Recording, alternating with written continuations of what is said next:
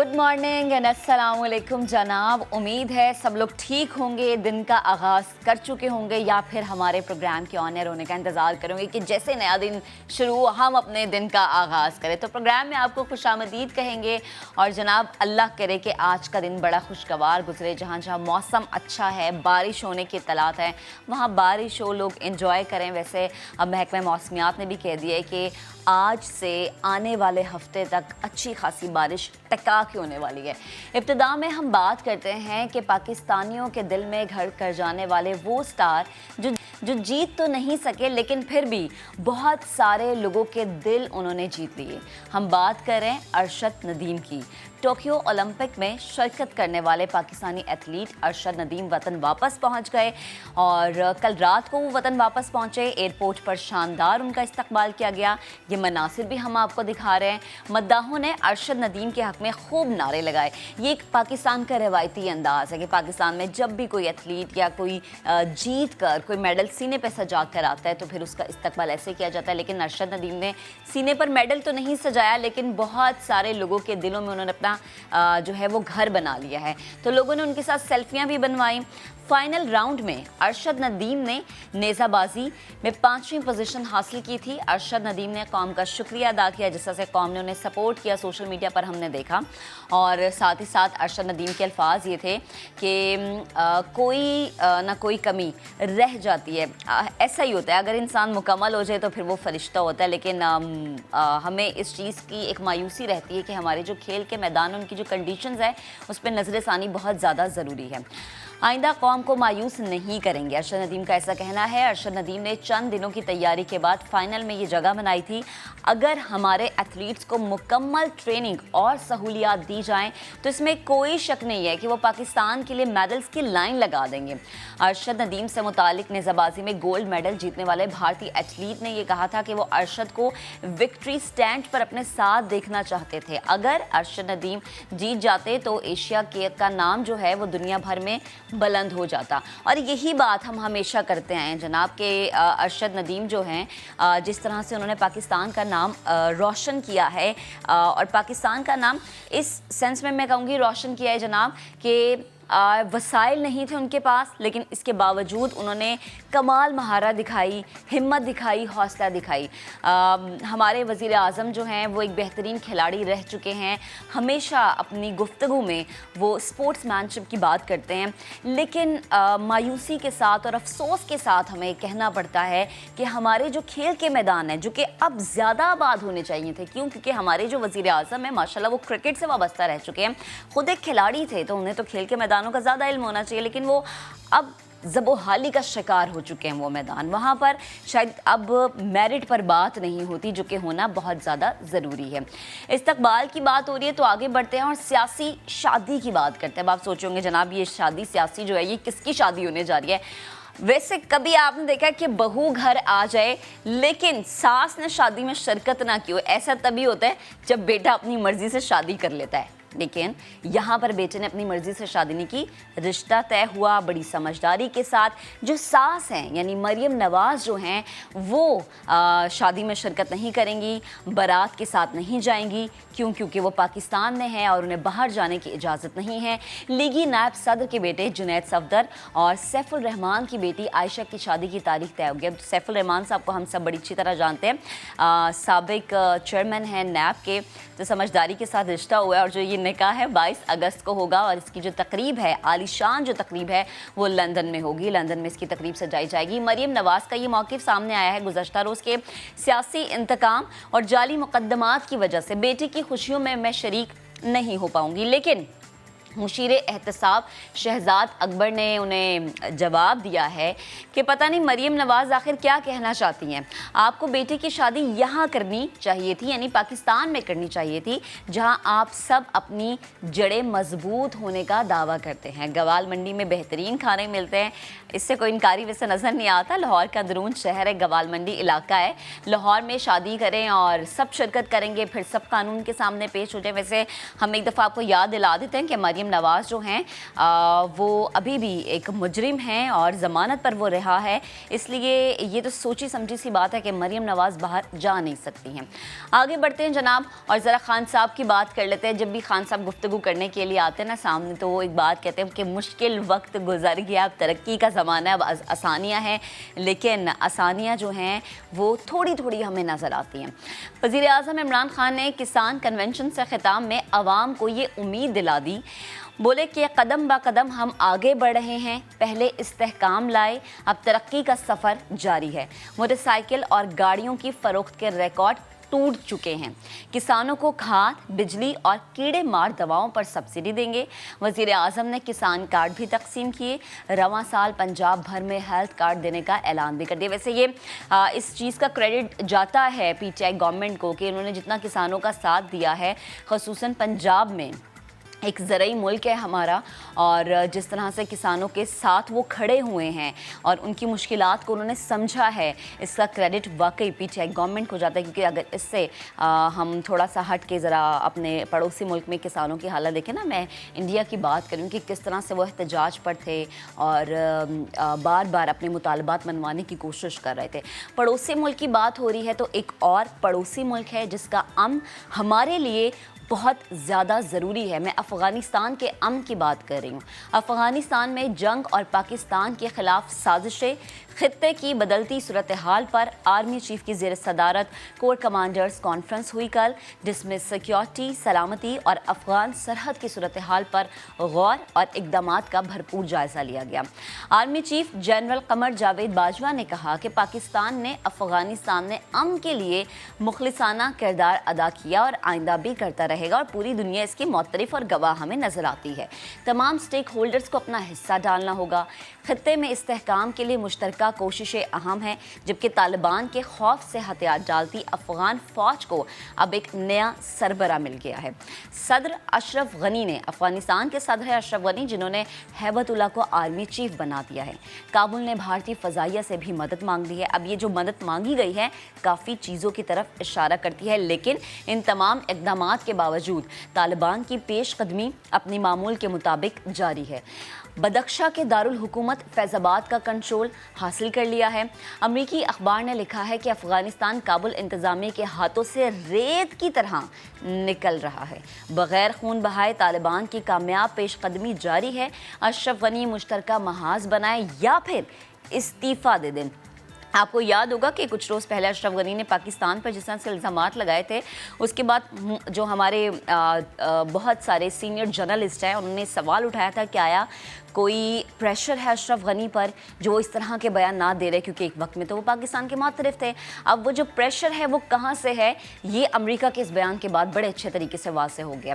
आगे बढ़ते हैं जनाब और एक अजीम खिलाड़ी की बात करते हैं। हम सब के फेवरेट है, वैसे जो लोग बहुत ज़्यादा फ़ुटबॉल देखते होंगे ना उनके तो ये बहुत ही फेवरेट रहे होंगे। बार्सिलोना से ताल्लुक़ ख़त्म हुआ तो मेसी फ्रेंच क्लब PSG का हिस्सा बन गए हैं। पेरिस में फैंस ने उनका भरपूर इस्तकबाल किया है। आप देख भी सकते कि जो कितने पुरजोश होते हैं ना फैंस जब अपने पसंदीदा शख्सियत को वो अपने सामने देखते हैं। स्टार फुटबॉलर कहते हैं कि चैम्पियंस लीग टाइटल कम से कम एक बार और जीतने की ख्वाहिश अभी उनके दिल में है जनाब। अर्जेंटाइन से ताल्लुक़ रखने वाले आलमी शोहरत याफ्ता फुटबॉलर मेसी ने मशहूर हस्पानवी फुटबॉल क्लब बार्सिलोना को 21 साल के बाद टाटा बाय बाय कर दी है। मेसी ने बार्सिलोना की तरफ से 778 मैचेस में हिस्सा लिया और कुल 672 गोल किए। उन्होंने बार्सिलोना क्लब 16 अक्टूबर 2004 में ज्वाइन किया था और अब जिस तरह से उन्होंने उसको छोड़कर जो ज्वाइन किया है क्लब, वहाँ पर मौजूद जो उनके फैंस हैं वो भरपूर तरीके से, शानदार तरीके से, पुरजोश तरीके से उनका इस्तकबाल करें। तो जनाब खेल और खेल के मैदान से जुड़ी खबरें और दीगर खबरें हमने आप तक पहुँचाई। एक दफ़ा मैं फिर से यही कहूँगी कि जब मुल्क में खेलों के मैदान आबाद होते हैं तो यकीन करें कि पूरी दुनिया में फिर इसी तरह से फैंस अपने खिलाड़ियों का इस्तकबाल करते हैं। अल्लाह करे कि पाकिस्तान में खेल के मैदान उस तरह से आबाद हो जिस तरह से हम चाहते हैं। टैलेंट बहुत है, बस मैदान। तो जनाब, पाकिस्तान में एक और भी मसला है। अब वो मसला क्या है? अब आप सोचोगे कि कोरोना की जो चौथी लहर है वो तेज़ी से फैल रही है, ये तो है ही, लेकिन एक और चीज़ है जिसकी वैक्सीनेशन का तरीक़ाकार तो तब्दील हो गया, लेकिन अभी तक उन केसेस में कमी नहीं हुई। हर गुजरते दिन के साथ इजाफा हो रहा है। कुत्ते के काटने की केसेस में हर गुजरते दिन के साथ इजाफा देखने में आ रहा है। इस्लामाबाद से खबर है, कुत्ते के काटने की जब भी बात होती है ना, हमेशा आप समझते हैं कि कराची की मैं बात कर रही हूँ। इस्लामाबाद में भी आवारा कुत्तों ने घरों से बाहर निकलना मुश्किल कर दिया है। गुज़श्ता एक माह के दौरान सिर्फ 2 सरकारी अस्पतालों में कुत्ते के काटने के 500 केसेस रिपोर्ट हुए हैं। पिम्स अस्पताल में 300, जबकि पोली क्लिनिक में कुत्ते के काटने के 200 केसेस रिपोर्ट हुए हैं। शहर में बढ़ते केसेस के बाद क्या एंटी रेबीज़ वैक्सीन दस्तयाब है या फिर नहीं, और अगर नहीं है तो क्यों नहीं है? इसी पर मज़ीद बात करेंगे। अपनी नुमाइंदा अरहम खान ने हमें ज्वाइन किया। अरहम, बेहद शुक्रिया आपके वक्त का। Good morning. मुझे ये बताएं कि वफाकी दारुल हुकूमत इस्लामाबाद और यहाँ पर वैक्सीन मौजूद नहीं है। अगर नहीं है तो क्यों नहीं है वैक्सीन? क्योंकि गुज़श्ता एक माह का अगर रिकॉर्ड देखें तो जो रिज़ल्ट सामने है वो इंतहाई अलार्मिंग है। कुछ अर्सा कबल सिंध से ही हमें कुत्ते के काटे के जो केसेस हैं वो हमारे सामने आ रहे थे। सोशल मीडिया पे भी काफ़ी शोर मचता था। कुछ ऐसे वाक़यात भी रिपोर्ट हुए जिसके अंदर जो मरीज़ थे उन्हें बर वक्त वैक्सीन नहीं मिली और उनका इंतकाल हो गया। अब दूसरी तरफ अगर हम इस्लामाबाद की बात करें, जिसे शहर इक़्तिदार भी कहते हैं, यहाँ से कुत्ते के काटे के बहुत सारे केसेस रिपोर्ट हो रहे हैं। सिर्फ पिछले एक माह की बात करें तो इस्लामाबाद से 500 के करीब जो कुत्ते के काटे के केसेस हैं वो रिपोर्ट हुए हैं। 2 सरकारी अस्पताल के जो अदाद-ओ-शुमार हमारे सामने आए हैं उसमें इस्लामाबाद का जो सबसे बड़ा सरकारी अस्पताल पिम्स है वहां से 300 से 350 केसेस सामने आए हैं। जो पोली क्लिनिक हॉस्पिटल है वहां से 170 से 200 के करीब कुत्ते के काटे के जो शिकार मरीज का डेटा हमारे सामने आया है। सूरत हाल बहुत तशवीशनाक होती चली जा रही है। अब एक और जो बहुत नाखुशगवार वाक़या पेश आया पोली क्लिनिक में, उसका भी जिक्र करते हैं। वहां पर एक मरीज गया कुत्ते के काटे का और उन्हें बर वक्त वैक्सीन नहीं मिली और उनकी ये शिकायत है कि जिस वक्त मैं गया वहां पर मुझे कहा गया कि पोली क्लिनिक में वैक्सीन दस्तयाब नहीं है और उन्होंने बाज़ार से जाके 900 से ज़ायद रुपए कीमत की वो वैक्सीन ली और लगाई और उसके बाद वो उनका कहना है कि मैं कौमी इदारा सेहत में गया और वहाँ पर भी मुझे 600 से ज़ायद रुपए में वो वैक्सीन मिली और मैंने वो वैक्सीन लगाई। सही। अब जब हमारी बात हुई पोली क्लिनिक में तो उनका ये कहना है कि हमारे पास वैक्सीन दस्तयाब है, हमें कौमी इदारा सेहत जो वैक्सीन है वो मुफ्त देता है। और ये जो साहब हमारे पास आए थे इन्हें भी हमने सिर्फ ये कहा था कि आप 2-3 घंटे के बाद हमारे पास आ जाएं ताकि हम आपको वैक्सीन लगा सकें और उसके बाद इनको मुतअद्दिद बार कॉन्टैक्ट भी किया गया लेकिन उनकी तरफ से जवाब नहीं आया।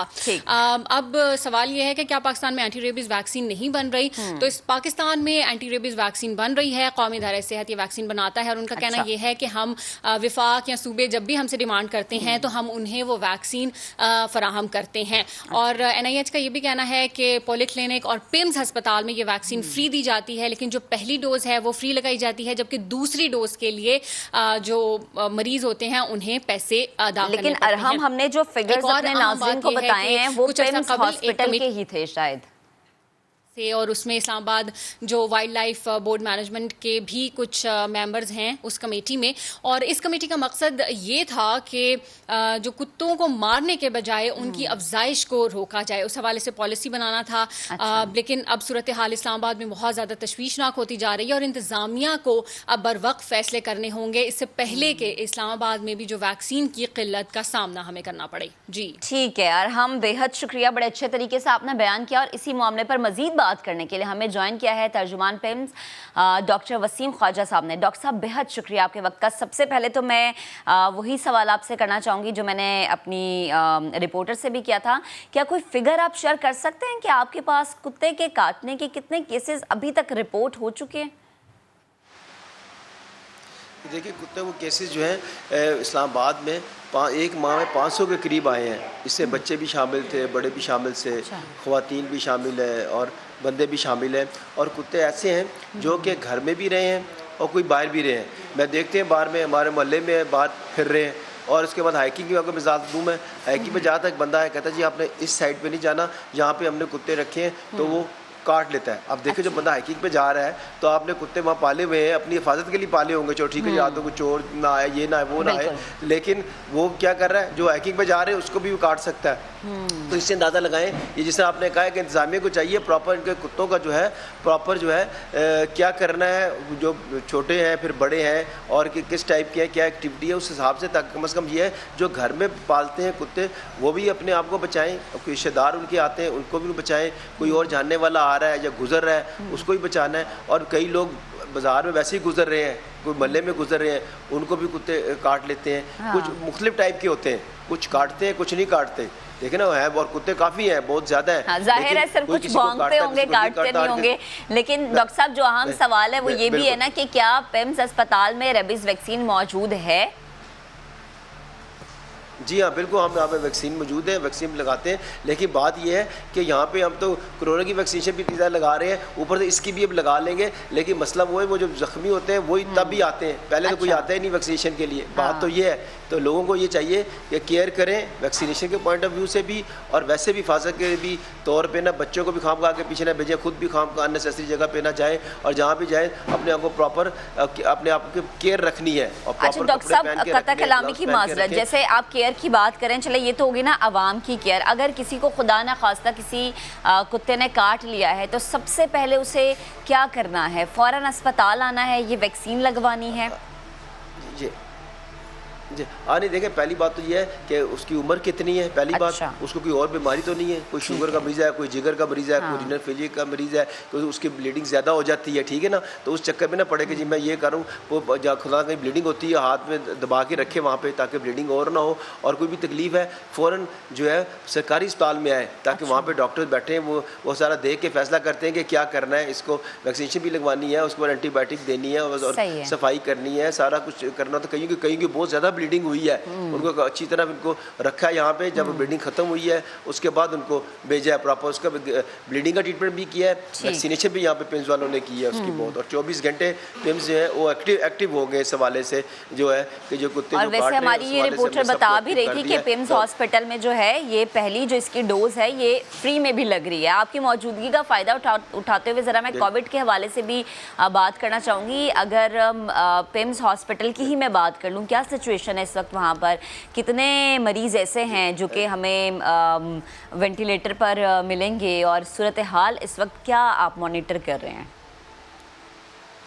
हाँ देखिए, पहले तकरीबन शुरू में जब कोरोना आया था 15 बेड हमने स्टार्ट किए, फिर हमने 20 वेंटिलेटर पे लगाए, उसके बाद जो टाइम चलता गया मरीज़ ज़्यादा आते गए कोरोना के, अब हमने 200 बेड्स कर लिए हैं। तो कभी 200 पेशेंट्स पूरी जगह, और पिछले दिनों में चंद दिनों पहले 200 के 200 जो है जब थर्ड वेव आई थी तो 200 के 200 मरीज़ जो थे सब के सब ऑक्सीजन पे थे। हमने ऑक्सीजन भी पूरी यहाँ पे तैयार की हुई थी क्योंकि 200 के 200 सब ऑक्सीजन पे, और इसके अलावा 20-30 ज़्यादा आए तो उसको हमने इमरजेंसी में ऑक्सीजन पे डाल दिया था। हमने किसी को इनकार नहीं किया था। इसके अलावा और जगह भी होती है जहाँ पे डाल सकते हैं, और इसके अलावा 25 वैक्सीनेशन है हमारे यहाँ पे, 25 वेंटिलेटर्स है हमारे पास। उसके अलावा फ़िलहाल जो है 4 वेंटिलेटर पे फ़िलहाल, और तकरीबन 110 के करीब फ़िलहाल अभी दाखिल है, और पिछले दिनों में 60 तक हो गए थे, अब थोड़े से बढ़ने शुरू हो गए।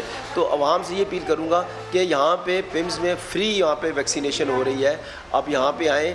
यहाँ पे सुबह से लेकर सुबह 8 से शाम 8 बजे तक, इवन इतवार को भी छुट्टी ख़त्म कर दी गई है पिम्स ने, ताकि लोगों की जान बचाई जा सके। सुबह 8 से रात 8 बजे तक वैक्सीनेशन हो रही है। जो भी है 1166 पे अप्लाई करें, उसके बाद जो भी आता है यहाँ पे उनको वैक्सीनेशन करेंगे, और दूसरी वैक्सीनेशन भी जब टाइम आएगा तो उनकी दूसरी वैक्सीनेशन भी हम यहाँ पे करेंगे। और लोगों को चाहिए ये तो अस्पताल के इक़दाम हो गए ना, जरा अगर मैं अवामी रवैये के हवाले से आपसे सवाल करना चाहूँ, आपने अवाम के रवैये में कितनी तब्दीली देखी है? स्टार्ट में जब पिम्स हॉस्पिटल ने ये वैक्सीनेशन का अमल शुरू किया था तब अवाम का रुझान, और अब क्या कम हुआ है या ज़्यादा हुआ है?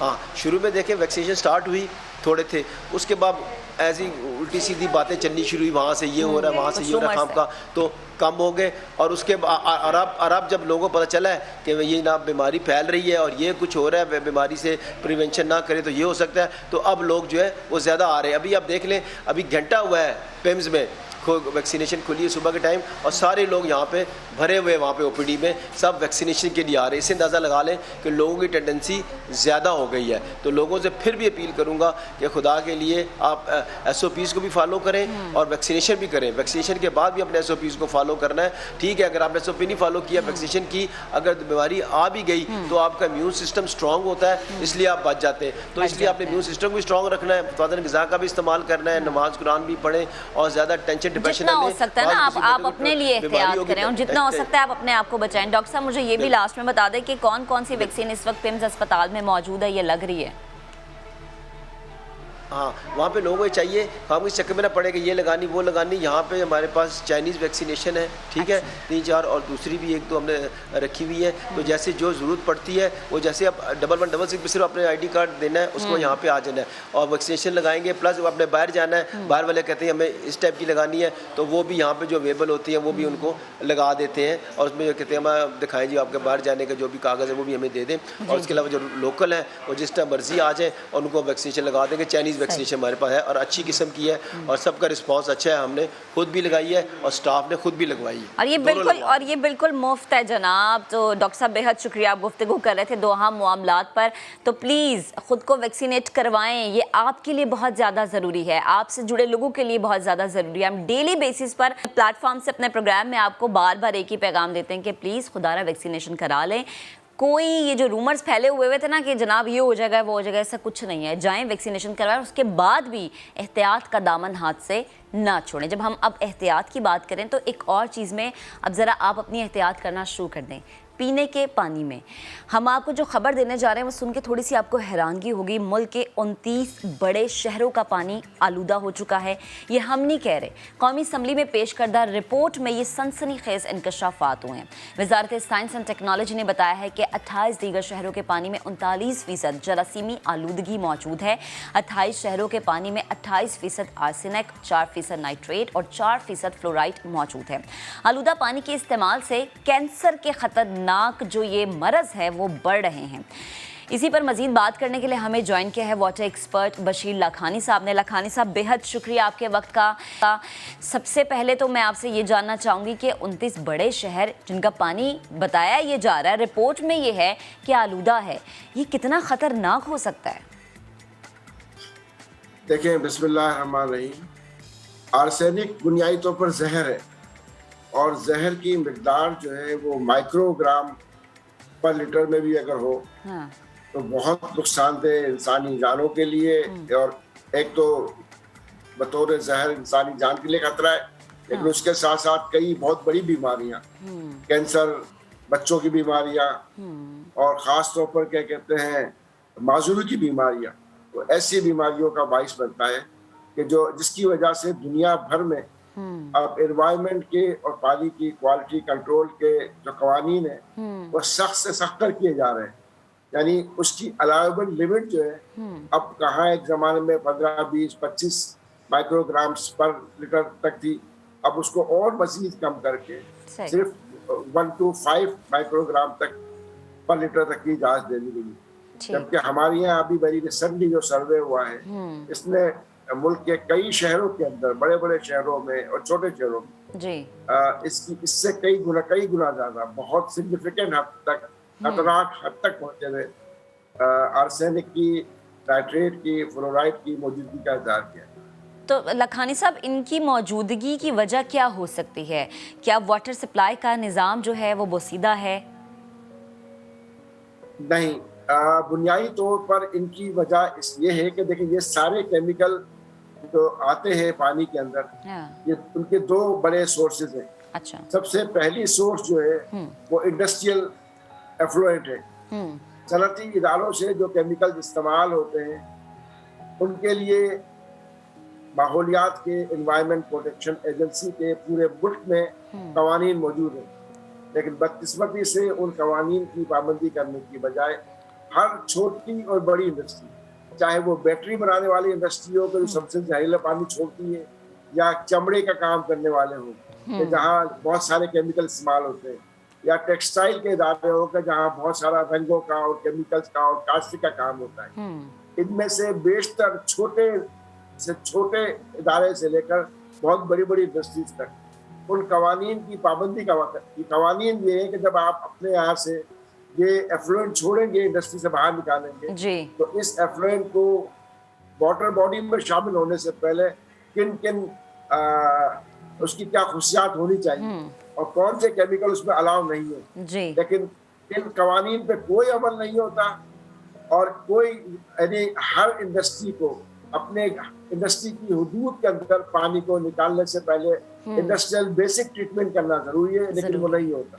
अच्छा लखानी दूसरी साहब, जानिब जी जी क्योंकि हर छोटे इदारे के लिए मुमकिन नहीं है कि वो इस तरह का प्लान बना सके, तो हुकूमत ने भी अपनी जगहों पर कई पर कंबाइंड एफ्लुएंट ट्रीटमेंट प्लांट के नाम से जी मुश्तरका तौर पर ये हुकूमती इदारे जो है वो किसी एक जगह जमा करके और उस एफ्लुएंट को करें, लेकिन उन प्रोजेक्ट्स में जहां हो चुके हैं उनको मेंटेन नहीं किया गया और जहां बनने हैं वहां हुकूमत की इस पे कोई तवज्जो नहीं है और ब्यूरोक्रेसी के शुक्फीते की नजर होकर उन प्रोजेक्ट पे अमल दरामद नहीं हो रहा है इस वक्त।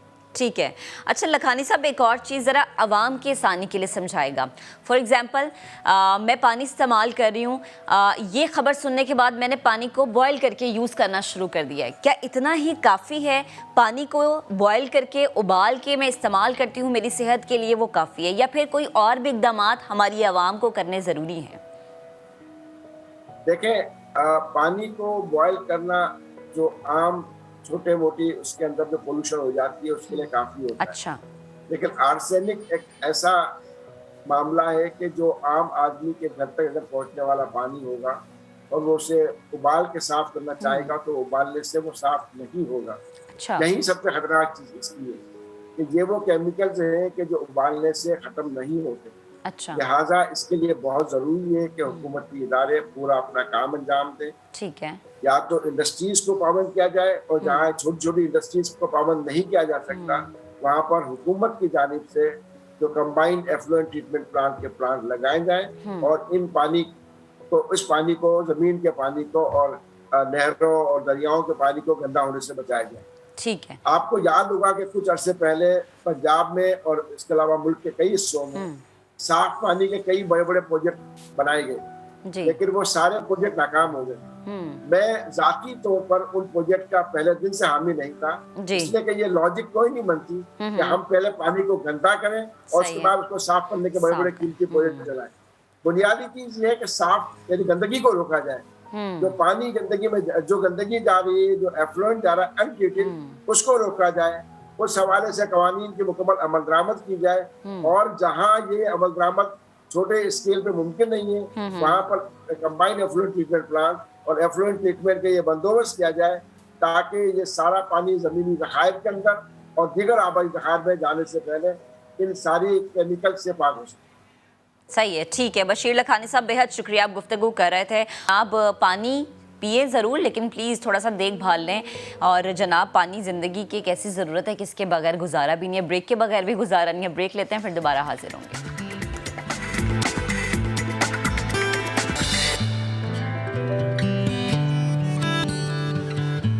वेलकम बैक जनाब। एक शेर आपकी खिदमत में अर्ज करती चलूँ, सब कहाँ कुछ लाला व गुल में नुमाया हो गई, खाक में क्या सूरतें होंगी जो पन्हा हो गई। गालिब का ये शेर सेंट्रल जेल कराची के कुछ बाकमाल कैदियों पर बिल्कुल सादिक आता है, जिन्हें जेल में जब फारिग वक्त मिला तो उन्होंने अपने अंदर का जो उनका फनकार है उसको बाहर निकालने के इस मौके को हाथ से नहीं जाने दिया।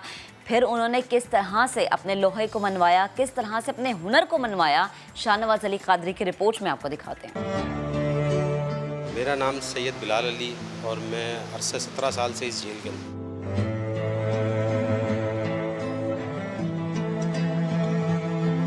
इस फाइन आर्ट के अंदर मैं 2016 से आया हूँ और यहीं मैंने काम सीखा है और आज अल्हम्दुलिल्लाह लोगों को सिखाता भी हूँ।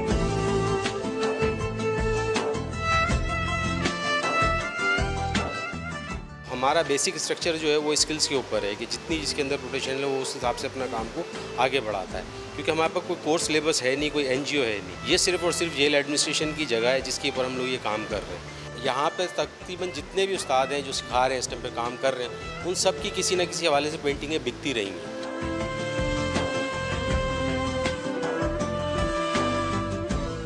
सबसे बड़ी चीज़ ये है कि यहाँ पर उनको मौके दिए जाते हैं जो हमारी जेल इंतज़ामिया दे रही है।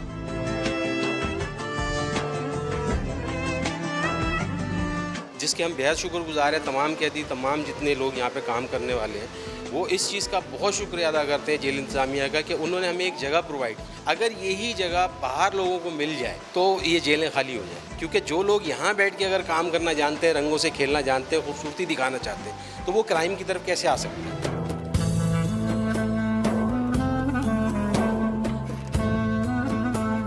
मेरा नाम अलावा दायो है। अभी 8वां साल है, मुझे सज़ा लगी हुई है तकरीबन 25 साल। पुलिस ऑपरेशन हुआ था, उसमें पुलिस मुकाबला हुआ था और सारा दिन वार्ड में बैठ बैठ के एक दूसरे से बातें कर कर के बोर हो जाते थे। एग्जीबिशन हुई थी, उसमें मेरा एक कैनवस गया था। एक पेंटिंग मेरी थी जो मुग़ल आर्ट पे मैंने बनाई थी, मेरी जर्मन कौंसलेट ने ख़रीद की थी। मुझे 21,000 रुपये भी दिए उसने। मेरा नाम अदनान है। मैं ज़्यादातर कैलीग्राफी और लैंडस्केप पे काम करता हूँ, न्यूड पिक्चर्स भी बनाता हूँ। और ये जो हमारी गैलरी जेल इंतज़ामिया ने हमें बना के दी है, समझ लें ऐसे मौके बाहर भी लोगों को नहीं मिलते जो हमें इधर कैदियों को प्रोवाइड कर रहे हैं जेल इंतज़ामिया ने। ना हमारे साथ कोई NGO है, ना कोई और सिलेबस है। हम लोग जो जिनको पेंसिल पकड़ना भी नहीं आती थी, आज पाकिस्तान में क्या बाहर मुल्कों में भी हमारा काम जा चुका है। पैसों के लिए तो नहीं करते कि बस अपना फ़न बेहतर करने के लिए कर रहे हैं। हाँ, अगर पेंटिंग बिक जाती है तो उसके हौसला अफजाई होती है और वो आगे से आगे और अच्छी चीज़ बनाने की कोशिश करते हैं।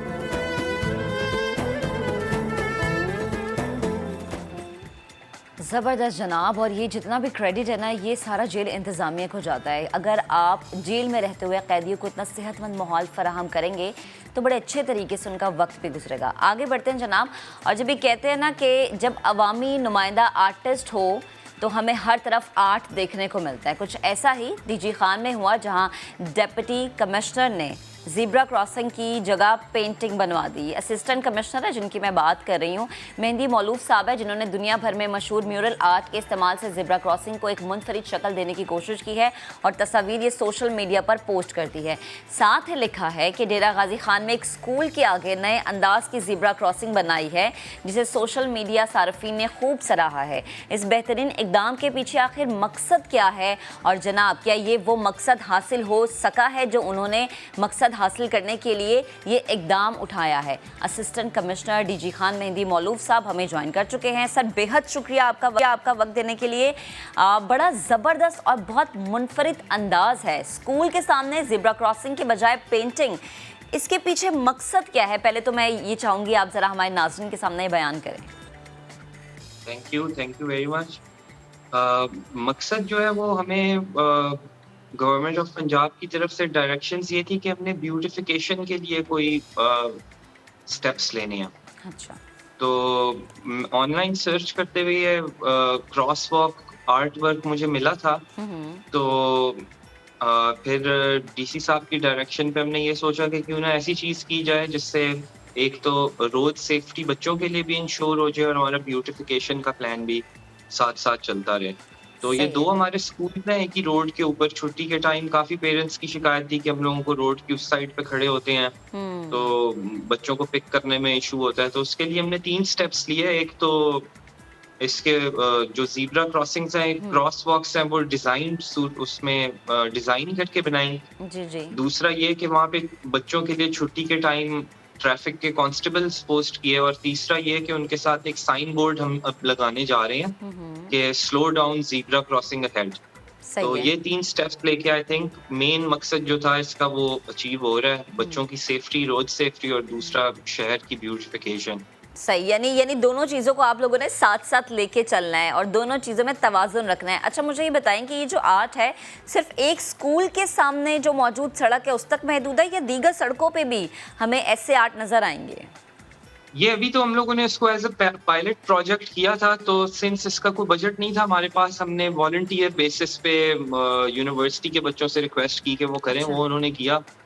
तो अब हम लोग इसको सोच रहे हैं कि हम लोग मशूरे के बाद जो है एक्सटेंड करेंगे। हमारे DG खान में एक पुल डार्ट है जहाँ से काफ़ी सारी रोड्स उस पे फुल डॉट पे आती हैं, तो उसके ऊपर हम लोग प्लान कर रहे हैं नेक्स्ट के वहाँ पे करेंगे। सही। और जैसे हम देखते भी हैं ना कि यूनिवर्सिटी के स्टूडेंट्स अक्सर वो हमें दीवारों पे पेंट करते नज़र आते हैं, क्योंकि अक्सर दीवारों पे कुछ लिख दिया जाता था, वॉल चॉकिंग होती थी, तो वो उसको ख़त्म करने के लिए उन्होंने दीवारों पे पेंटिंग की।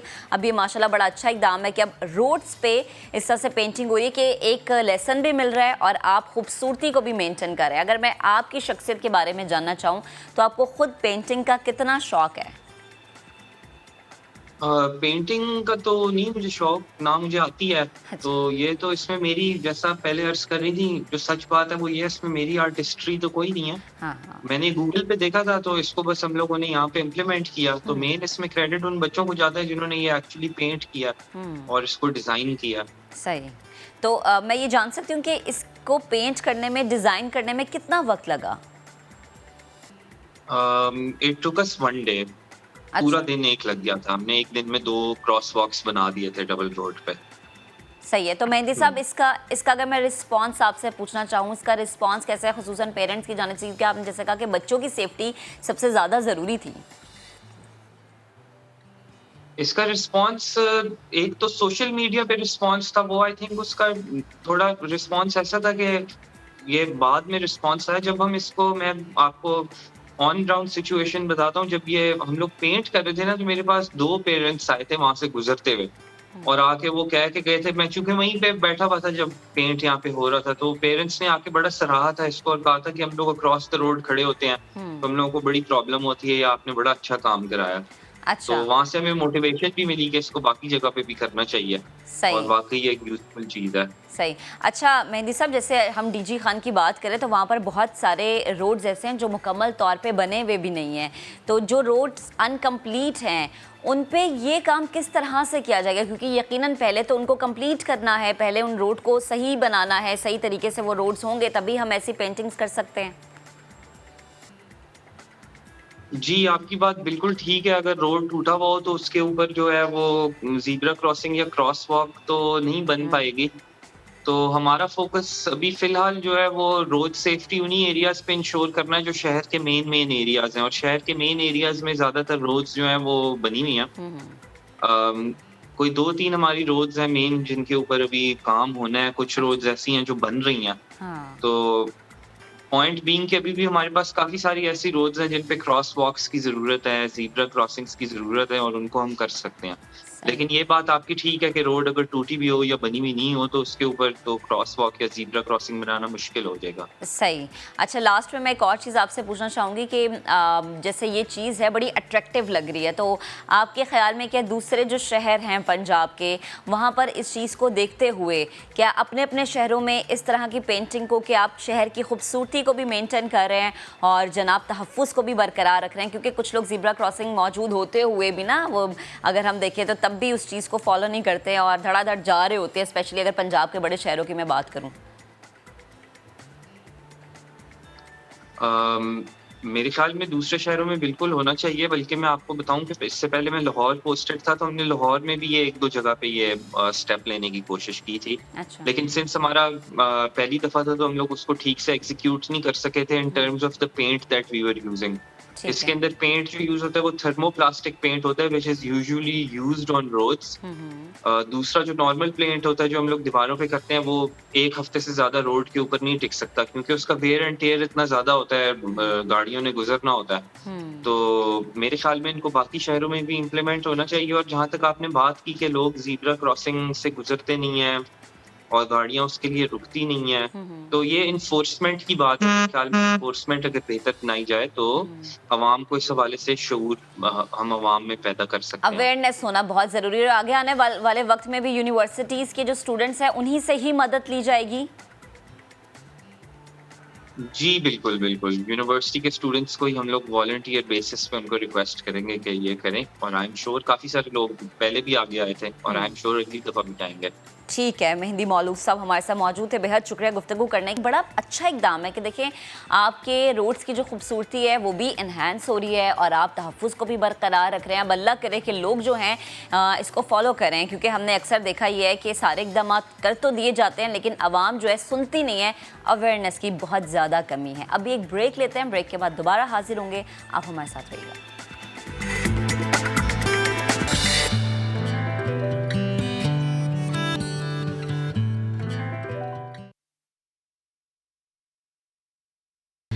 तो जनाब, हमने कहा था आपसे कि बात करेंगे किसकी, वालिदैन की बढ़ती हुई मुश्किलात की। तालीमी मैदान से सामने आने वाले मसाइल आपके सामने हम रख रहे हैं। गुज़श्ता रोज़ हमने बात की थी कि किस तरह से अचानक स्कूल की फ़ीस में इजाफा किया गया, वालिदैन परेशान हुए। और आज खबर ये है कि मार्केट्स में जो किताबें हैं, जो दरसी किताबें हैं, वो मिल नहीं रही। उनकी अदम फराहमी ने वालिदैन को परेशानी में मुब्तला कर दिया। ये यूँ कहूँ मैं कि उनकी परेशानी बढ़ा दी है तो गलत नहीं होगा। कराची के मरकज़ी उर्दू बाज़ार समेत दीगर जो उर्दू बाज़ार है, वहाँ पर किताबों की कमी हमें देखने में आ रही है, जिसके बायस वालिदैन बच्चों के लिए पुरानी किताबें ख़रीदने पर मजबूर हैं। और कुछ स्कूल्स ऐसे हैं जो कहते हैं कि जी पुरानी नई किताबें चाहिए। शहरी और वालिदैन का मौक़िफ़ है कि सेंट टेक्स्ट बुक बोर्ड की जानिब से किताबों की अदम फराहमी का नोटिस लिया जाए, और अगर अभी तक नोटिस नहीं लिया गया तो प्लीज़ इस पर कोई ना कोई काम किया जाए।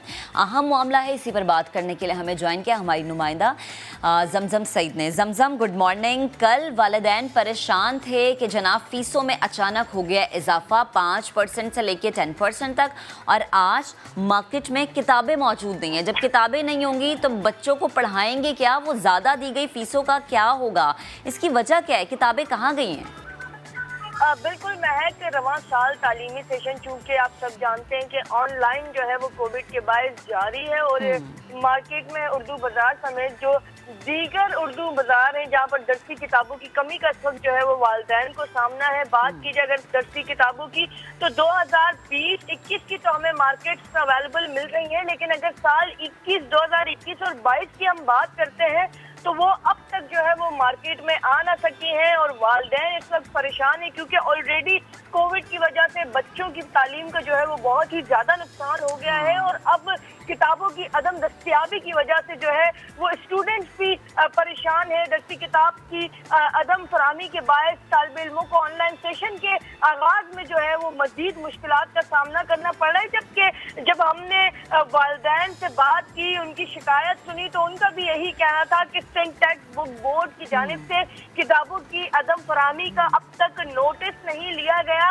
अगस्त की शुरू में जो है अगस्त 2021 में मार्केट्स में किताब अवेलेबल होनी चाहिए थी, सेशन शुरू हो जाना चाहिए था, लेकिन अब आप देख रही हैं कि अगस्त की आज क्या तारीख हो रही है? अगस्त क्या 12 हो गई, लेकिन उसके बावजूद जो है वो मार्केट्स में अभी तक किताबें नहीं आई हैं, क्योंकि जब हमने मालूम की इसकी वजह तो ये पता चली कि अप्रूव ही नहीं हुआ है कोर्स। अच्छा, अप्रूव होगा, उसके बाद किताब छपेगी, उसके बाद किताब जो है सिंटेक्स बुक बोर्ड में जाएगी, उसके बाद जो है वो दीगर जगह पर जो है वो सर्कुलेट होगी। मतलब इस पूरे मरहले में भी तकरीबन कम से कम 1 से 1.5 महीना बिल्कुल एक लंबा प्रोसेस है, जिसके बाद जो है बच्चों के हाथ में किताब आएगी और बच्चे पढ़ना शुरू करेंगे। मुझे बताएं, इंतजामिया का अगर मौक़िफ़ लेने की कोशिश की आपने, ताख़ीरी क्या बताती है कि क्यों ताख़ीर हुई?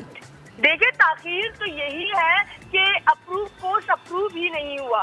कोर्स अप्रूव होगा उसके बाद ही जो है वो छपने के लिए जाएगा। अभी तक कोर्स ही अप्रूव नहीं हुआ तो छपेगा क्या? और जब छपने के लिए जाएगा वो छप कर आएगा हैदराबाद से फिर दोबारा वो कोर्स आएगा कराची, उसके बाद कराची से दीगर मकामात पर जो है इसको सर्कुलेट किया जाएगा। 1 से 1.5 महीना दरकार होता है, जबकि 1 अगस्त से जो है वो मार्केट में कोर्स को अवेलेबल होना चाहिए था 2021 और 22 के सेशन को, लेकिन अब तक जो है वो 12 तारीख हो चुकी है, अब तक कोर्स नहीं आया। अगर तो कोर्स कल अप्रूव होता है तो उसके बाद भी 1 से 1.5 महीना लग जाता है। तो इसमें जो है वो तालिबे इल्मों का क्या कसूर है? तालिबे इल्म जो है वो पहले ही कोविड की वजह से बहुत ज्यादा परेशान थे। ऑनलाइन तालीमी सेशन, जाहिर सी बात है अगर ऑनलाइन पढ़ाई की हम बात करते तो ऑनलाइन उस तरह से बच्चा पढ़ नहीं पाता जिस तरह से फिजिकल क्लासेस अटेंड करने के बाद जो है वो बच्चा एक्टिव रहता है। बिल्कुल। और ऑलरेडी एक मसला कोविड का चल रहा है, ऊपर से फिर किताबों का ना होना, फीसों का बढ़ा दिया जाना यकीनन एक परेशानी का सबब बन रहा है। बेहद शुक्रिया जमजम, आप गुफ्तगू कर रही थी। आगे बढ़ते जनाब, ज़रा कराची से आपको खबर देते, कहते हैं ना कभी कभी कुछ लोग इतने खूबसूरत होते हैं कि दूसरों की मदद करते करते ना खुद फंस जाते हैं, इतने नरम दिल होते हैं और इतने मासूम होते हैं। लेकिन ये मैं किसी इंसान की बात नहीं करी, मैं बात करी हूँ एक ऐसे ऑपरेशन की। कराची पे हमने देखा कि जनाब कराची के साहिल पर जो है वो एक बहरी जहाज जहाज़ फंसा हुआ था, काफ़ी बड़ा सा, और ये जो रेत में धंसा हुआ बहरी जहाज़ है ना, इसको निकालने के लिए लाई गई जो क्रेन बरदार कश्ती है वो अब खुद मुश्किल में फंस गई है। मुश्किल में ऐसे फंस गई कि खुद जो है वो अब अपनी जगह से हिल नहीं पा रही है। तो जिसको निकालने गए थे वो तो समंदर में तैरता हुआ नज़र आ रहा है, और जो निकालने गई थी बेचारी कश्ती वो अब खुद फंस चुकी है। रिजवान आलम की रिपोर्ट आपको दिखाते हैं।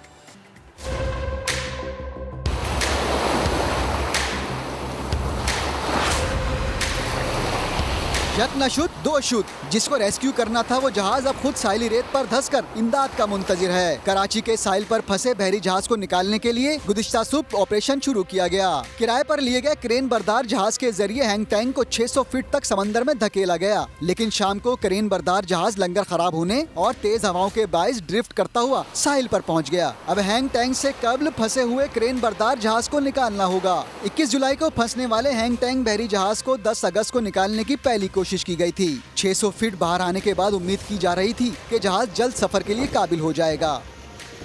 जो डिफ़िकल्टी आ रही है वो वेदर की वजह से आ रही है। वैसे साउथ वेस्ट मानसून है, यहाँ पे जो विंड है तकरीबन 35 नॉट्स के करीब है आज भी, और टाइड की भी पोजीशन इसी तरीके से है। बहुत ज़्यादा होपफुल हैं, और कोई ऐसा मसला वेदर की वजह से नहीं होता, तो वी आर होपफुल कि हम इसको निकाल लेंगे। भारतीय शहर चेन्नई की बंदरगाह से तुर्की जाने वाला जहाज अमले की तब्दीली के लिए पाकिस्तान पहुंचकर हादसे का शिकार हो गया था। जहाज की शिपिंग एजेंट कंपनी ने दरख्वास्त की है कि केपीटी अपनी टग बोट्स के जरिए जहाज को बंदरगाह तक ले जाए, जहां जहाज को समुद्री सफर के लिए काबिल इस्तेमाल बना लिया जाएगा।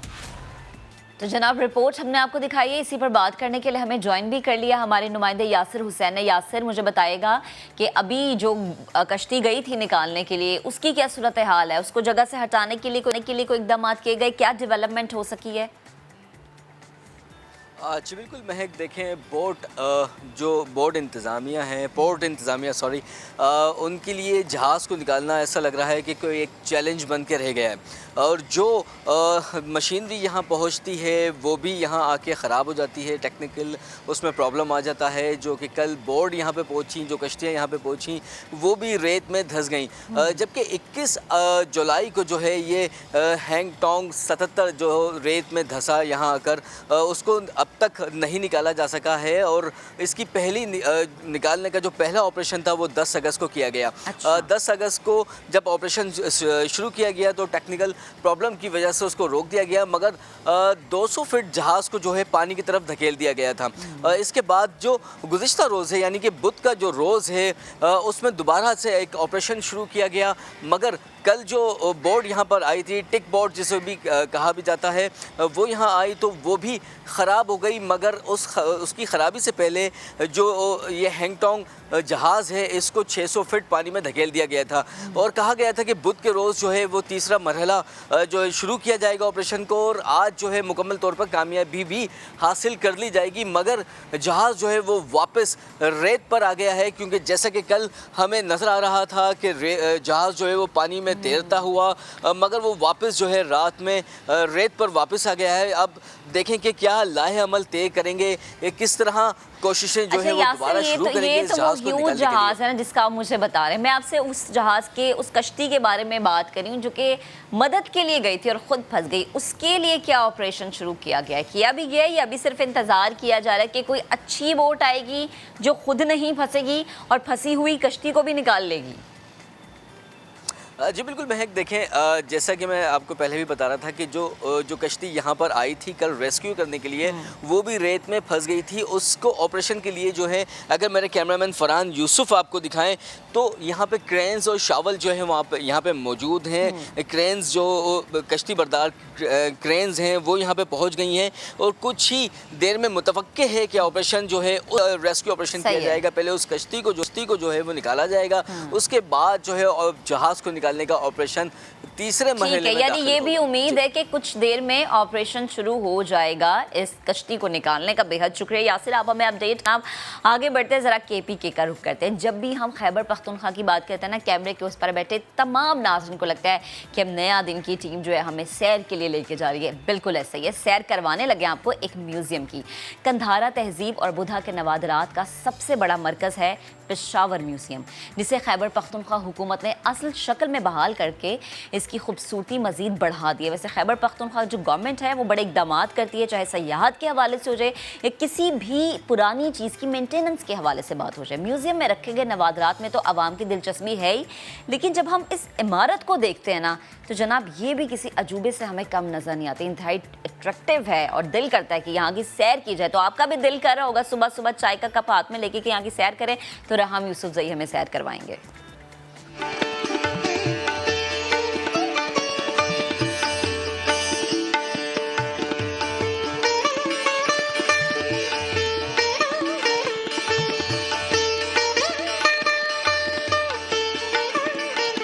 अठारहवीं सदी की आलीशान तर्ज तामीर का शाहकार पेशावर म्यूजियम, जो अंग्रेज दौर में डांसिंग हॉल हुआ करता था, इमारत असल शक्ल में बहाल हुई तो अजायबघर सयाहों की कशिश का बायस बना।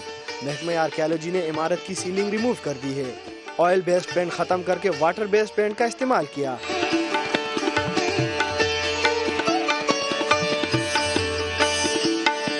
बुद्धा की आलीशान मुजस्सिमों को दामन में लिए ये तारीखी अजायबघर मुल्की और गैर मुल्की सयाहों के लिए कशिश का बायस है।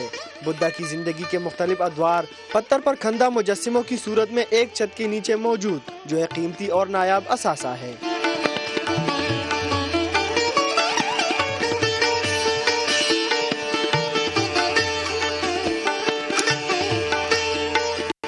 पेशावर का ये अजायबघर दुनिया भर में नवादरात की तादाद और मेयार के हवाले से गंधारा तहजीब का सबसे बड़ा मरकज है, जिसकी इमारत विक्टोरियन आर्किटेक्चर का शाहकार है। ये अजायबघर पाकिस्तान के कदीम तरीन अजायबघरों में से एक है। इमारत को असली हालत में बहाल करने के लिए अंग्रेज दौर के पक्का कली पेंट का तरीका इस्तेमाल किया गया।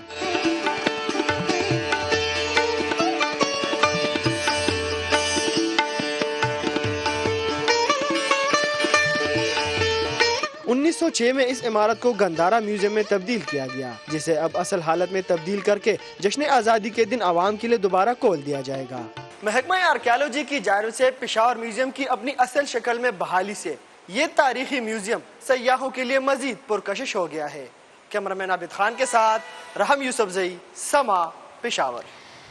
और जनाब इसी पर बात करने के लिए हमें ज्वाइन कर लिया है director archaeology Khyber Pakhtunkhwa doctor Samad साहब ने। डॉक्टर साहब बेहद शुक्रिया आपके वक्त का, बड़ा बेहतरीन काम कर रहे हैं आप लोग, और जश्न आज़ादी भी करीब है और इस मौके पर दोबारा से म्यूज़ियम को खोल देना लोगों को एक बड़ा तोहफ़ा दिया है आपने। मुझे बस सिर्फ ये जानना है आपसे कि इसकी मेंटेनेंस में कितना वक्त लगा, म्यूज़ियम की असल शक्ल को बहाल करने में कितने चैलेंजेस आप लोगों को फेस करना पड़े? जी बहुत शुक्रिया।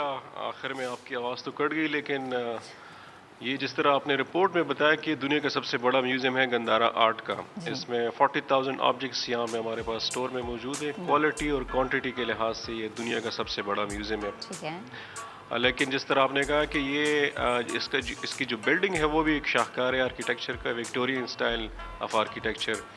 ये पहले जिस तरह आपने रिपोर्ट में भी कहा कि बॉल रूम था, डांस क्लब था। 1906 में इसको मौजूदा म्यूज़ियम का दर्जा दिया गया, और इसके अलावा ये सूबाई असम्बली का पहला सेंटर भी रह चुका है, इजलास के लिए पहला हॉल भी रह चुका है, मुख्तलिफ पर्पसेस के लिए यूज़ होता रहा। लेकिन पिछले 50 साल में अनफॉर्चुनेटली इसकी जो हेरिटेज एथेंटिसिटी थी बिल्डिंग की, वो ज़रा कंप्रोमाइज़ हो गई थी। मुख्तलिफ वक्त में इसमें इंटरवेंशंस हो चुकी थी, जिसमें टाइल्स लग गए थे या फॉल्स सीलिंग लग गई थी, या बिल्डिंग जो है इसकी ऑयल बेस पेंट कर दिया गया था, इसके जो ओरिजिनल आर्चेस थे वो ब्लॉक कर दिए गए थे, या इसका जो ओरिजिनल डांस फ्लोर था वो ख़राब हो गया था। तो ये पिछले 5 महीने में खैबर पख्तूनख्वा गवर्नमेंट ने हमें इसके लिए फंडिंग दी है, और इंस्ट्रक्शन थी कि जिस तरह प्राइम मिनिस्टर साहब का विज़न है कि पाकिस्तान को, ख़ासकर खैबर पख्तूनख्वा को रिलीजियस टूरिज़म का एक हब डिक्लेयर करके लॉन्च किया जाए, तो पेशावर म्यूज़ियम रिलीजियस टूरिज़म के हवाले से बहुत अहमियत इसका है। और पिछले 5 महीनों में हमने इसकी रिहेबिलिटेशन की, इसकी ओरिजिनल हालत बहाल की है, जिसमें आपने देखा होगा पक्का कली अंग्रेज़ ज़माने में एक टेक्निक हुआ करती थी जिसमें पेंट हुआ करती थी, वो हमने की, जो बिल्कुल नापैद हो चुकी है वो टेक्निक, लोग अभी वो नहीं है। लेकिन इसके अलावा हमने वहाँ पे फॉल सीलिंग रिमूव की, टाइल्स रिमूव किए, इसके जो डांस फ्लोर था ओरिजिनल वो टीक वुड से वो रिस्टोर किए, इसके नीचेस थे। अभी नेक्स्ट फेज़ में हम इसके शोकेसेस प्रॉपर नैरेटिव थीम्स के लिहाज से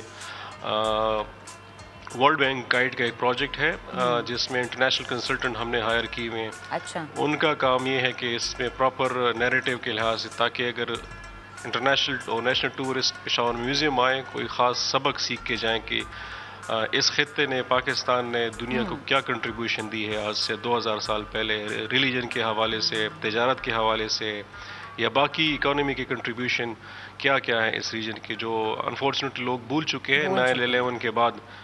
जी बिल्कुल।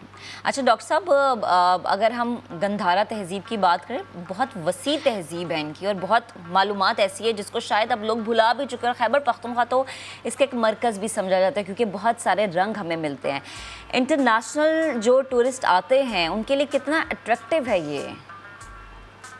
जी बिल्कुल, जिस आपने बहुत इंपॉर्टेंट क्वेश्चन ये पूछा। ये खैबर पख्तूनख्वा जो है जिस तरह मुसलमानों के लिए एक सेक्रेट जगह है, इंपॉर्टेंट जगह है, इसके अलावा 6 से 7 डिफरेंट मज़ाहिब के लिए खैबर पख्तूनख्वा एक मुक़द्दस जगह रह चुकी है। ख़ासकर बुद्धिस्ट के लिए, जिस तरह हम हज जाते हैं, मुसलमान हज जाते हैं, उसी तरह बुद्धिस्ट लोग जो हैं वो खैबर पख्तूनख्वा उनके लिए बहुत अहमियत रखता है, क्योंकि यहाँ पे उनके जो अर्लीस्ट 2000 साल पहले जो बुद्धिस्ट साइट्स हैं, जगह है, मुक़द्दस मकामात है, वो खैबर पख्तूनख्वा में।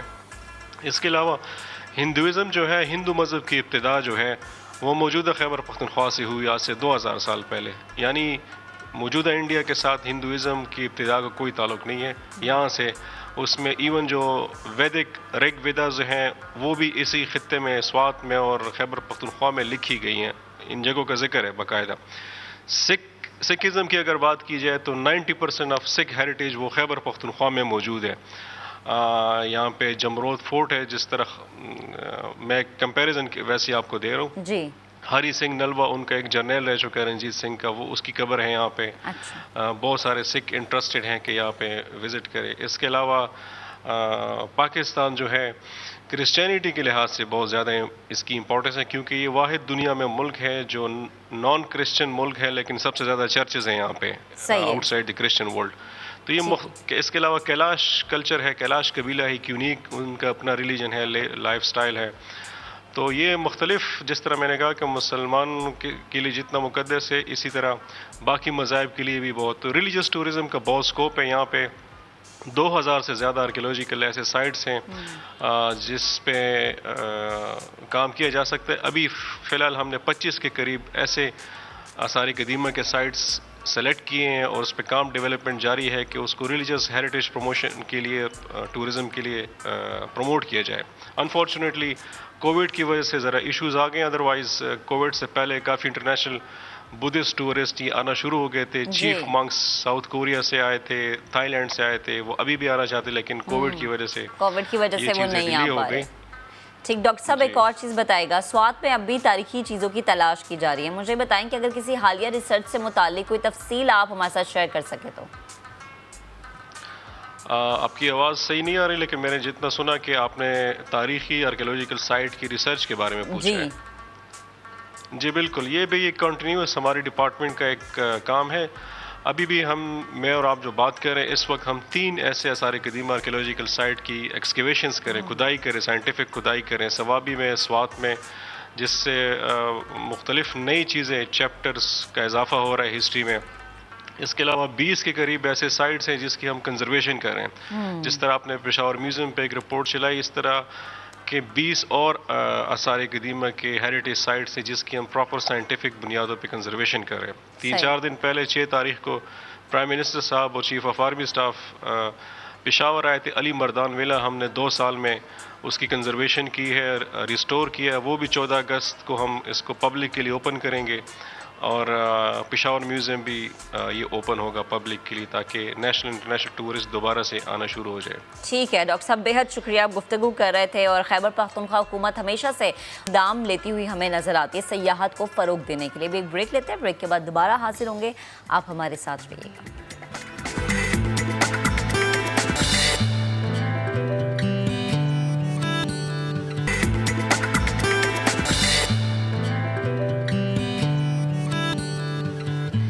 वेलकम बैक जनाब, अब जरा बात करेंगे खेल के मैदान की। सबका जो फेवरेट खेल है ना, मुझे लगता है पाकिस्तान में, वो होता है क्रिकेट। जब भी क्रिकेट लगता है ना टीवी पे, हर कोई से जम के बैठ जाता है कि पाकिस्तान खेल रहा है, शाहीन हमारे मैदान में बस बाजी मार जाए। आपको बताएं कि T20 के बाद टेस्ट सीरीज जीतने का मिशन लिए पाकिस्तानी टीम आज मैदान में हमें नजर आएगी। पाकिस्तान और वेस्ट इंडीज के दरमियान पहला टेस्ट आज से शुरू होगा। गुज़श्ता रोज कौमी टीम ने जमैका में तैयारियों को फाइनल टच दिया। कौमी टीम की स्ट्रेटजी किस स्ट्रेटजी के साथ, किस माइंडसेट के साथ आज मैदान में उतरेगी, यह हम सवाल है। प्लेइंग 11 क्या हो सकता है, ये बड़ा ज़रूरी है। और जनाब, जब हम प्लेइंग 11 की बात करते हैं तो बहुत सारे ऐसे खिलाड़ी हैं जिनको सामने लेकर आना और टैलेंट की बेस पे उन्हें खिलाना, ये भी बहुत ज़्यादा ज़रूरी होता है। इसी पर बात करने के लिए हमें ज्वाइन किया है स्पोर्ट्स एनालिस्ट मिर्ज़ा इकबाल बेग साहब ने। मिर्ज़ा साहब, बेहद शुक्रिया आपका वक्त देने के लिए। सबसे पहले तो वही सवाल जो भी मैंने उठाया है कि शाहीनों का आज पहला इम्तिहान है। प्लेइंग 11 आपकी नज़र में क्या होनी चाहिए, किस स्ट्रेटजी और माइंडसेट के साथ आज हमारी टीम को मैदान में आना चाहिए? बहुत बहुत शुक्रिया महक। अगर हकीकत की निगाह से देखा जाए तो पाकिस्तान की शॉर्टर वर्जन ऑफ क्रिकेट में ख़ास तौर पर T20 और फिर थोड़ी बहुत वनडे में कारकर्दगी बेहतर है, लेकिन टेस्ट क्रिकेट में पाकिस्तान की कारकर्दगी मजबूत टीमों के खिलाफ इतनी अच्छी नहीं है। जब पाकिस्तान से बाहर सीरीज़ खेलता है तो वेस्ट इंडीज़ के खिलाफ मैं समझता हूँ पाकिस्तान को एडवांटेज होगा। अगरचे वेस्ट इंडीज़ अपने मुल्क में पाकिस्तान के खिलाफ 4 टेस्ट सीरीज़ जीत चुका है, लेकिन अब से 4 साल पहले जब हमने वेस्ट इंडीज़ का दौरा किया था, जो यूनुस खान और मिसबाउल हक की आखिरी सीरीज़ थी, वो पाकिस्तान वो सीरीज़ 2-1 से जीता। तो मेरे ख्याल में अब लड़के डिफरेंट है महक, अब वो T20 वाले खिलाड़ी नहीं है, ओपनिंग कॉम्बिनेशन डिफरेंट है। आप देखें आबिद अली के साथ जो है वो इमरान भट्ट इनिंग्स ओपन करेंगे, इसी तरीके से फवाद आलम आ जाएंगे टीम में, और हारिस सोहेल वो होते या नहीं होते, बाबर आजम है, उसके अलावा फ़हीम अशरफ, मोहम्मद रिजवान, और स्पिन बॉलिंग के शोबे में यासिर शाह वापस आ जाएंगे। तो मैं समझता हूँ पाकिस्तान की टीम बैलेंस्ड है, डिफरेंट टीम है as compare to their T20 team. ठीक। और इकबाल भाई, बाबर तो वैसे बड़े पुरुमीद हमें नज़र आ रहे हैं। अच्छा, अगर हम ज़रा कंडीशंस की बात कर लें तो फास्ट बॉलिंग या स्पिनर्स के लिए ये कितनी मुफीद है? देखिए महक, अगर हकीकत की निगाह से देखें तो वेस्ट इंडीज़ की वो विकटें अब नहीं रही जो एक ज़माने में हुआ करती थी, जो काली आंधी वेस्ट इंडीज़ के फास्ट बॉलर्स मुखालिफ टीम के बैट्समैनों को उड़ा कर ले जाते थे, अब वैसी विकटें नहीं है। तो स्पिन बॉलिंग की विकटें थोड़ी सी, और उसके अलावा थोड़ी सी बैटिंग के लिए साजगार विकटें हैं। तो मैं समझता हूँ कि अगर आप कंडीशंस की बात करें, कहा यह जा रहा है कि जिस तरह T20 सीरीज में बारिश हुई, ये जमैका में भी बारिश की तवक्को है। अल्लाह करे कि बारिश से ये सीरीज मुतासिर ना हो, लेकिन कंडीशंस पाकिस्तान के लिए कोई इतनी मुश्किल नहीं होंगी। विकेट्स को अगर मैं देखते हुए बात करूं, पाकिस्तान को मेरी नज़र में एडवांटेज होगा, क्योंकि वेस्ट इंडीज़ की टीम अगर आप देखें, उनके कप्तान क्रेग ब्रैथवेट हैं, फिर उसके अलावा जेसन होल्डर, शाय होप जी, और उसके अलावा बाकी काफ़ी लोगों के लिए समझता हूँ एडवांटेज पाकिस्तान को मिलना चाहिए। ठीक है इकबाल भाई, एक और बात बताएं, जैसे हम कह रहे हैं कि वर्ल्ड कप सर पे है, अगर हम अपनी टीम को देखें तो टीम की कंडीशंस आपकी नज़र में इस वक्त हमारी टीम किस पोजीशन पे खड़ी हैं? वर्ल्ड कप भी सर पे है, तैयारियां आपकी नज़र में कैसी हैं?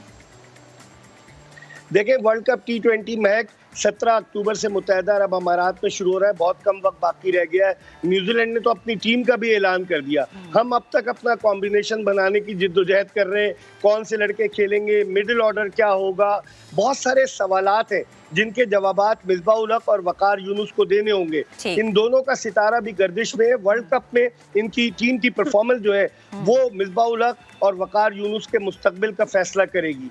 और मैं इसमें ऐड कर दूं, जी प्लीज ऐड कीजिएगा। इसमें मैं ऐड कर दूं कि इस वक्त मैं मुजफ्फराबाद में हूं, यहाँ कश्मीर प्रीमियर लीग हो रही है, और कश्मीर प्रीमियर लीग की वजह से भी जो है लोगों में क्रिकेट का बड़ा जोश व खरोश है, जिसे कहते हैं ना कि हाइप डेवलप हो रही है वर्ल्ड कप T20 के लिए। बड़े सनसनीखेज मैचेस हो रहे हैं और पुराने खिलाड़ी खेल रहे हैं, लेकिन ऐसे खिलाड़ी खेल रहे हैं कि जो बैनुल अक़वामी सतह पर पाकिस्तान के लिए कारनामे सरअंजाम दे चुके हैं। ठीक है। अच्छा मिसबाह भाई, इकबाल भाई एक और बात बताएगा, जैसे हम मिसबाह-उल हक की बात भी करें, मिसबाह-उल हक को लाइफलाइन तो मिल चुकी है, लेकिन आपकी नज़र में क्या उनके पास कोई प्लान होगा, और ऐसा प्लान जिस पे सब मुत्तफिक हमें नज़र आए? क्योंकि हम देखते हैं कि जब भी कोई प्लान या जब भी कोई फॉर्मेट सामने आता है, इख्तलाफात भी शुरू हो जाते हैं, बातें भी शुरू हो जाती है, तनकीद भी शुरू होती है। देखिए महक, प्लान क्या होगा, 2 साल हो गए मिसबा को वर्ल्ड कप 2019 के बाद। उन्हें पाकिस्तानी टीम का हेड कोच, उसके अलावा चीफ सेलेक्टर और बैटिंग कंसल्टेंट बनाया गया। अब तो एक ओहदा है, तो 2 साल में वो कोई प्लान नहीं बना सके। अब वर्ल्ड कप से 1-1.5 महीने पहले क्या प्लान बनाएंगे? लोग बहुत सारे सवालात उठा रहे हैं कि मिसबाउल हक को अगर चीफ सेलेक्टर रहने दिया जाता ज़्यादा बेहतर था, लेकिन आपने उनको हेड कोच बना दिया जिनका कोचिंग का कोई तजुर्बा नहीं था। तो hats off to Pakistan cricket board, ये काम पाकिस्तान में ही होते हैं। दुनिया अपनी टीमों के जो हेड कोचेज हैं वो क्वालिफाइड कोचेस को रखती हैं, लेकिन हमारे यहाँ जिसे पिया चाहे वही सुहागन वाली बात है। सही। अच्छा, एक और बात बताएं, वेस्ट इंडियन कोच तो ये कह रहे हैं कि पाकिस्तानी टीम जो है कैरेबियन जज़ायर में हमेशा से सख्त जान हरीफ साबित होती है। आपकी नज़र में ये मेंटल अप्रोच पाकिस्तान के फेवर में जाएगी? देखिए पाकिस्तान जब 76 में पाकिस्तान ने वेस्ट इंडीज़ का दौरा किया, उससे पहले 50s में, 60s में, उसके बाद अब डिफरेंट चीज़ें आ चुकी हैं। और वाकई में वेस्ट इंडियन कोच सही कह रहे हैं कि पाकिस्तानी टीम को एडवांटेज है। आप देखें अभी हम साउथ अफ्रीका के खिलाफ अपनी होम सरजमीन पर टेस्ट सीरीज जीते थे और साउथ अफ्रीका की खासी मजबूत टीम थी। तो अगर उसको आप मद्देनजर रखें तो पाकिस्तान की टीम जहनी तौर पर खासी मजबूत नजर आती है। ये ना हो कि हम सिर्फ बाबर आजम पर डिपेंड करें। फवाद आलम भी टीम में वापस आ गए, वो भी खेलेंगे टेस्ट मैच। उनके अलावा आबिद अली है, इमरान भट्ट है। तो अगर इन तमाम चीज़ों को आप देखें तो पाकिस्तान जहनी तौर पर तैयार है और जहनी तौर पर मजबूत भी है इस टेस्ट सीरीज़ के लिए। और ये बड़ी अच्छी बात है कि आप जहनी तौर पे जब तैयार होते हैं ना, फिर मैदान में आप परफॉर्मेंस भी बड़ी अच्छी देते हैं। अच्छा इकबाल भाई, हमें याद है कि मिसबाउल हक की कप्तानी में पाकिस्तान ने वेस्ट इंडीज़ में आखिरी मैच इंतहाई शानदार अंदाज में जीता। मौजूदा टीम इस टीम के मुकाबले में कमज़ोर है, कैसे में पाकिस्तान सीरीज़ जीत सकता है? पाकिस्तान के लिए बड़ा एडवांटेज है महक। अब से 4 साल पहले जो हम टेस्ट मैच जीते थे, जिसका आपने जिक्र किया कि 1 ओवर बाकी रह गया था, 1 विकेट थी और यासिर शाह ने बोल्ड कर दिया था आखिरी बैट्समैन को और पाकिस्तान वो सीरीज जीत गया था। वो मिसबाउल हक को तोहफा दिया था, उनकी आखिरी सीरीज थी as a captain. Younis Khan का वो आखिरी टेस्ट मैच था। तो वो यादें तो अपनी जगह पर, लेकिन उस टीम से अगर आप इस टीम को कंपेयर करें वेस्ट इंडीज की, तो ये टीम उसके मुकाबले में निस्बतन कमजोर नजर आती है। ठीक, और ये पाकिस्तान के शायद एक प्लस पॉइंट भी होगा। बेहद शुक्रिया इकबाल भाई, आप गुफ्तगू थे। और जब भी खेल की बात होती है तो मैंने जैसे पहले कहा कि क्रिकेट सबका फेवरेट होता है। तो जनाब best of luck Pakistani team, देखते हैं आज क्या करती है। अभी हम एक ब्रेक लेते हैं, ब्रेक के बाद दोबारा हाजिर होंगे, आप हमारे साथ रहिएगा।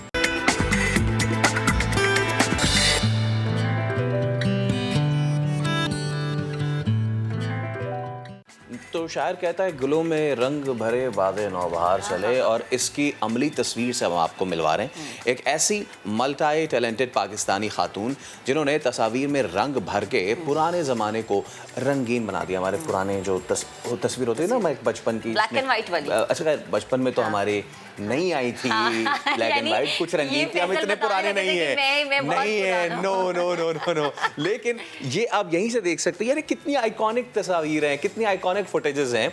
और बचपन से हम इन्हें ब्लैक एंड वाइट देखते आए, बट क्या ज़बरदस्त काम किया। और ये ज़बरदस्त जो काम किया है ना, ये किया प्रोडक्ट डिज़ाइनर माहीन सोहेल ने।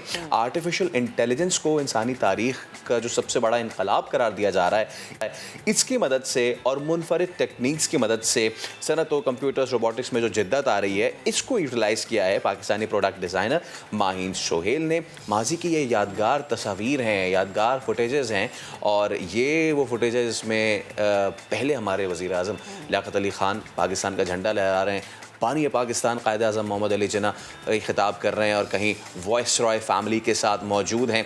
और कितने अच्छे मोमेंट पे, कितने अच्छे मौके पे ये सब हो रहा है। 14 अगस्त का मोमेंट, 14 अगस्त भी आ रही है जनाब, 14 अगस्त की तैयारियां भी जारी है, तो ये तैयारियों का हिस्सा ही है। तो जनाब, चाहे क्रिकेट हो, सियासत हो, फैशन हो या मार्केट का हो, माहीन सोहेल ने पाकिस्तानी लेजेंड्स की तस्वीर को मज़ीद खूबसूरत बनाने की एक कोशिश की है।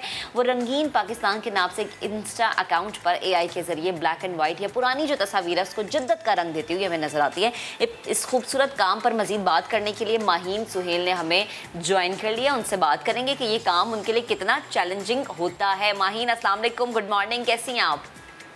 वालेकुम अस्सलाम, I am good, thank you for having me.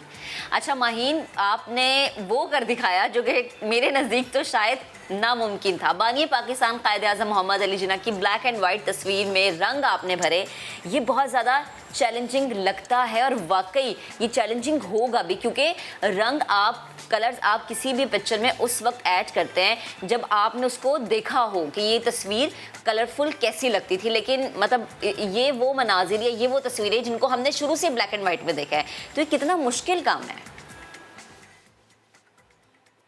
हाँ जी, काम तो मुश्किल है, लेकिन टेक्नोलॉजी आजकल बहुत काफ़ी इम्प्रूव हो रही है और टेक्नोलॉजी से वो चीज़ें इम्पॉसिबल हो रही हैं जो पहले पॉसिबल नहीं थी।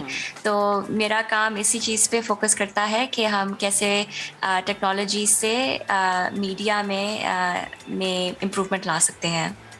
Okay, Maheen, what was your thought behind it, क्योंकि एआई से बहुत दीगर काम भी हो रहे हैं, साथ साथ हमें आप ये भी बताइए कि ऐसे कौन से दीगर प्रोजेक्ट्स हैं वो यादगार, वो लेजेंडरी, वो आइकॉनिक के जिन पे अभी तक आपने काम कर लिया है? मैं टेक्नोलॉजी पे इसलिए फोकस करती हूँ as a product designer as well, because technology से you can enable so many new experiences. मैं वर्चुअल रियलिटी में काम करती हूँ, ऑगमेंटेड रियलिटी में काम करती हूँ। पाकिस्तान में हमने एक इनोवेशन लैब भी खोली है लम्स में, लाहौर में, जिसके अंदर students can go there and use virtual reality to build new experiences. तो इस तरह के काफ़ी यूनिक एक्सपीरियंसेस पे काम करती हूँ। ये ऑब्वियसली ज़्यादा फ्यूचरिस्टिक टेक्नोलॉजीज़ हैं, लेकिन इनमें रिसर्च इज़ वेरी इंपॉर्टेंट, ताकि हम इन टेक्नोलॉजीज़ के बारे में लर्न कर पाएँ and then we can see how we can make the history of Pakistan more prominent in the stories. Lahore में आई थिंक कुछ म्यूज़ियम्स हैं जिनमें शर्मीन ओबैद की documentaries can be played in VR, जिसमें आप पाकिस्तान की हिस्ट्री को रिलिव कर सकते हैं वर्चुअल रियलिटी में। तो इस तरह की चीज़ों से I am very interested and fascinated, because आजकल की यूथ के लिए बहुत इम्पॉर्टेंट है to learn about the history. सही। अच्छा माहीन, मुझे बताएं कि ये यकीनन ये काम ट्रेनिंग के बगैर तो मुमकिन नहीं है, तो आपने कहीं से सीखा, कहाँ से सीखा और कितना टाइम लगा? कहीं से सीखा तो नहीं, खुद ही मेरा शौक था, तो I spent a lot of time on it. मैं आर्टिफिशियल इंटेलिजेंस की टीम पे काम करती हूँ, तो उसके through I learn a lot about the technology and the models.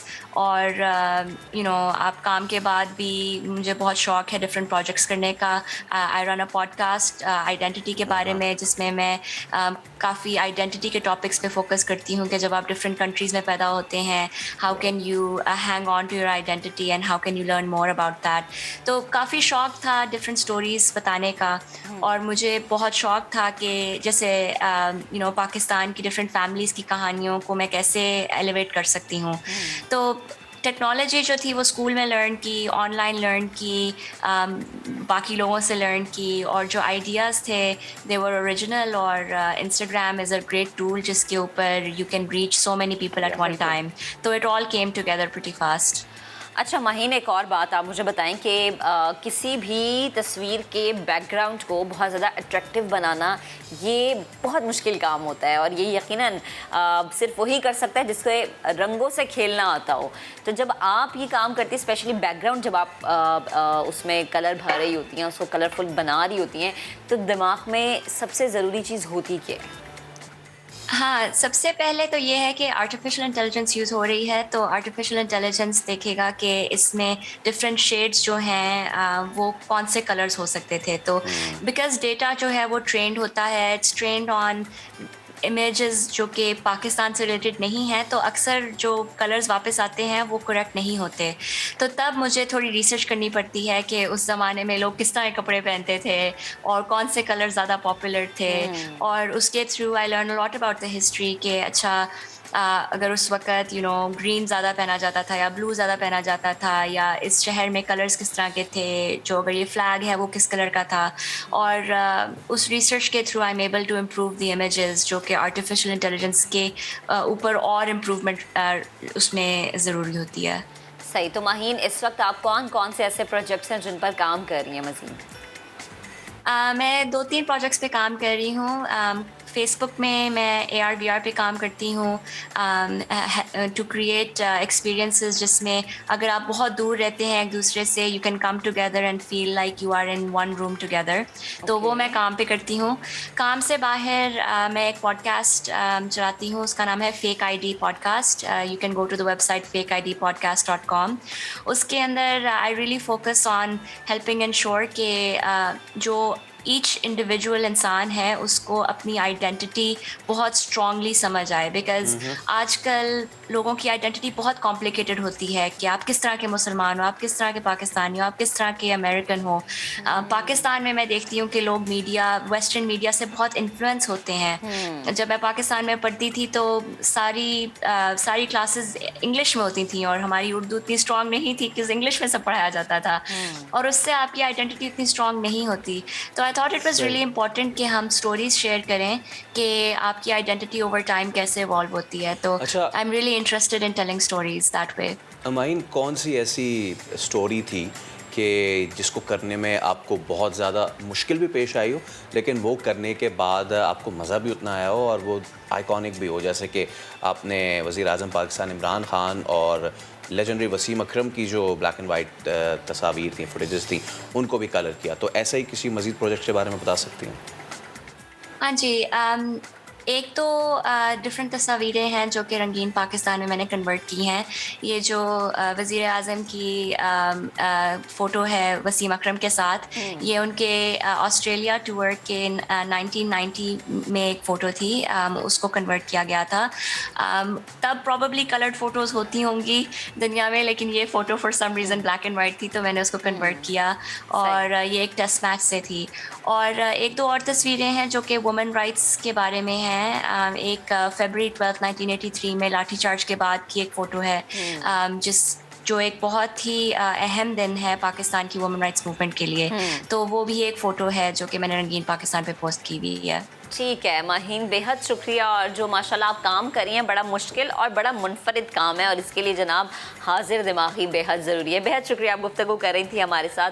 तो जनाब फैसल, जैसे हम बात भी करें कि रंग भरना किसी भी बेरंग चीज़ में उसमें जान डाल देता है। बिल्कुल, जान डाल देता है। बहुत शुक्रिया माहीन, और उम्मीद आप इसी तरीके से मज़ीद रंगों वाली तस्वीरें बनाएंगी।